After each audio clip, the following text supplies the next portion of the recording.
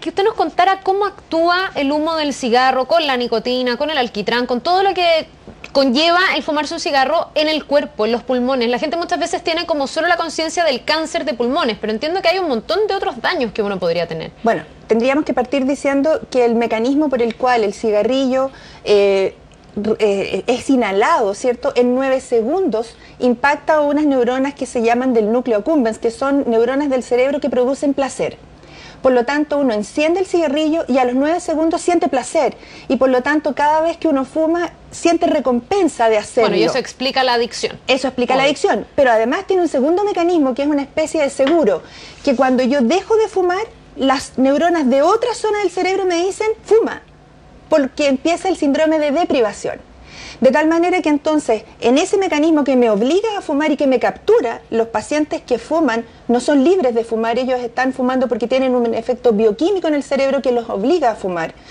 Y eso lo conocen bien las tabacaleras. Entonces el tabaco empieza a hacer efecto sobre la laringe, los pulmones, la nicotina que se absorbe y los cancerígenos comienzan a hacer inflamación de los bronquios y de los pulmones. Ahora, de 100 personas que fuman, solo 15 van a desarrollar una enfermedad pulmonar obstructiva crónica, pero no sabemos cuáles son esos 15. Y a lo largo de 20 o 30 años de fumar, dependiendo de la cantidad que se fume, es la magnitud del daño que se tiene, pero es un daño acumulativo. Eso significa que si yo fumé 20 años 10 cigarrillos, tengo un daño distinto a si fumé 20 años 40 cigarrillos al día. Si lo fumé yo o lo fumó la persona que estaba al lado, por desgracia, efectivamente es el mismo daño. Claro, efectivamente el fumador que se fuma solo un cigarro social de vez en cuando no tiene tanto riesgo como el fumador compulsivo que necesita y depende de una cajetilla de cigarro. Exactamente. Hay gente que se fuma 2 cajetillas de cigarro. Y el que enciende el cigarrillo cuando despierta en la mañana, antes de prender la luz y antes de bajarse de la cama, es el más adicto.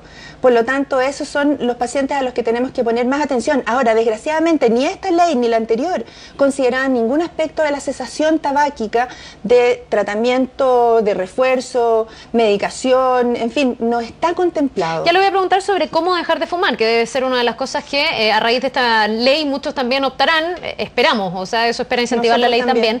Pero ¿qué otras patologías están asociadas al tabaco? Porque el tabaco pasa el humo por la garganta, por la lengua, por la laringe. Entiendo que tiene también que ver con algunos cánceres, no solo el cáncer al pulmón, u otro tipo de enfermedades. Desde luego, los metabolitos de la nicotina y de los otros muchos cancerígenos circulan por todo el organismo y producen un efecto sobre los vasos sanguíneos que es directo, de tal manera que cuando uno fuma se aprietan las arterias del corazón, las arterias coronarias, y predisponen a un infarto. Se aprietan también las arterias y los vasos sanguíneos del cerebro, predisponiendo a infartos cerebrales, a enfermedad arteriomatosa de las extremidades.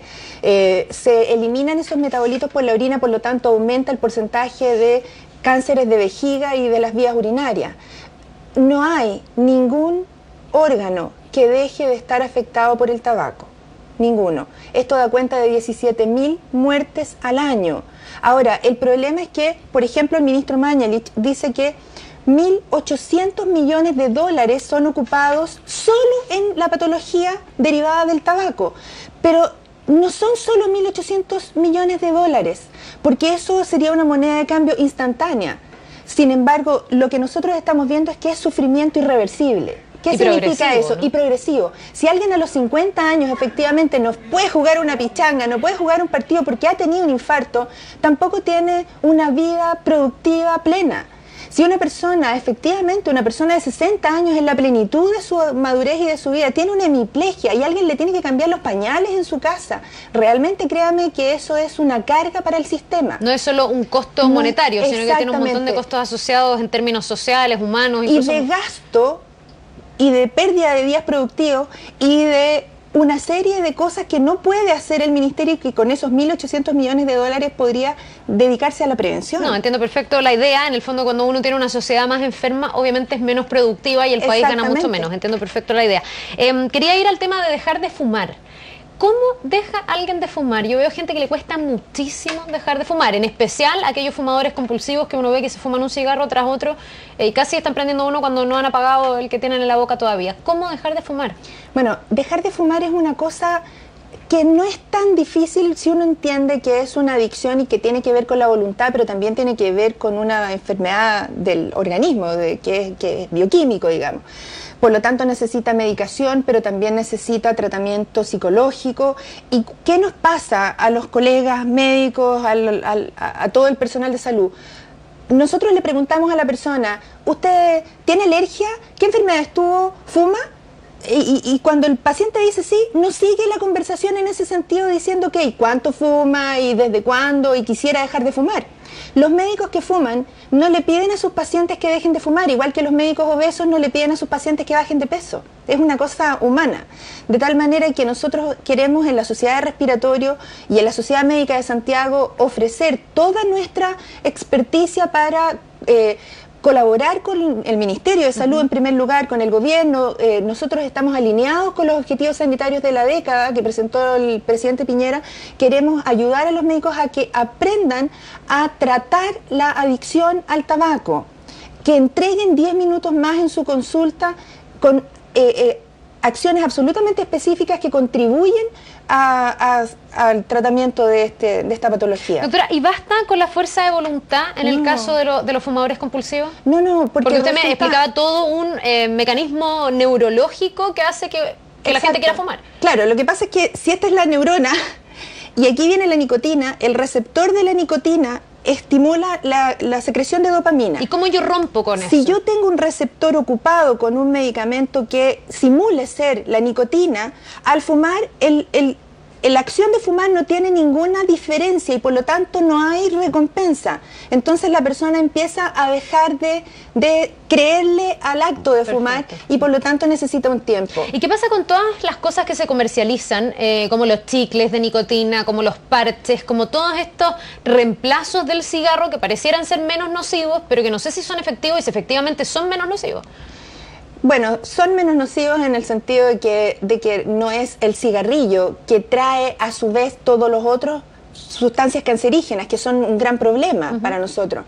Pero la disponibilidad de eso también está disminuida por el costo, por una parte, y porque las personas no lo saben usar. Son tratamientos que tienen que partir por una decisión de la persona. Las fases del tratamiento para dejar de fumar parten con una fase que se llama precontemplativa, en que alguien fuma y cree que puede dejarlo en cualquier momento. Después viene una fase de compromiso en que la persona dice, yo tal vez debería dejar de fumar porque tuve un infarto, porque tuve una neumonía, porque tengo a alguien viejito en la casa o un niño pequeño. Y luego cuando ya viene la fase de la acción es cuando todo tiene que estar concertado y tiene que uno asegurarle tratamiento de la mejor manera. Existen en el mercado medicaciones para esto como la vareniclina, por ejemplo, como el bupropión u otros medicamentos que tienen que ser diseñados en tratamientos específicos para cada paciente. ¿Y hay algún otro tipo de consejo para la gente que nos está mirando, que está pensando en dejar de fumar para que efectivamente pueda hacerlo? Sí, usted puede. Esa es el primer mensaje. Todo es posible. Primero sentir que uno tiene la obligación de hacerlo y después sentir que uno puede hacerlo. Y que en esto en realidad tiene que hacerse partner con alguien, en su casa, en su consultorio, en su clínica, en su hospital, que es un tema que no debe parecer como si fuera normal. Esto es muy importante. Nosotros tenemos que cambiar el pensamiento. No es que seamos radicales con el tema del alcohol. Lo que pasa es que el alcohol y la conducción no pegan. Es como si usted quisiera ir a operarse y el neurocirujano que la opera hubiera tomado unos copetitos porque así está mejor. Es inaceptable. De tal manera que la respuesta entre los niños, cuando yo les preguntaba, entre 4 amigos, uno tomó un ron y los otros tomaron 5, ¿quién maneja? Y siempre decían el que tomó 1, y esa no es la respuesta correcta. La respuesta correcta es ninguno. Entonces, en este caso es, ¿cuál es el cigarrillo bueno? Ninguno. No hay tabaco bueno. Para finalizar, doctora, porque ya se nos va el tiempo, hay un gran mito en torno al cigarro que yo he leído en libros que es un mito, pero que es la justificación de muchos fumadores que dicen el cigarro relaja. Y muchos se fuman un cigarro en momentos de estrés, en momentos de ansiedad, porque supuestamente los relaja. A ver, los primeros reportes del tabaco, de la planta de tabaco, fueron dichos de esa manera también. esta es la planta del placer, se resuelven todos los problemas y realmente la sensación de relajo que el cerebro informa cuando uno fuma es cierta, es pero en términos del sistema nervioso, entiendo que no relaja. Es todo lo contrario. De hecho, un cigarrillo taquicardiza a los pacientes, les hace latir más rápido el corazón, no relaja, es una conducta aprendida. Es un mito. Sin duda. Lo que los fumadores se justifican. Bueno, ha estado muy interesante la entrevista, le agradezco por haber venido a Canal 24 Horas y ojalá que muchos se inspiren a raíz de la conversación, a raíz de la ley, pero que la gente fume menos. Sin duda. Muchísimas gracias, doctora, que esté muy bien.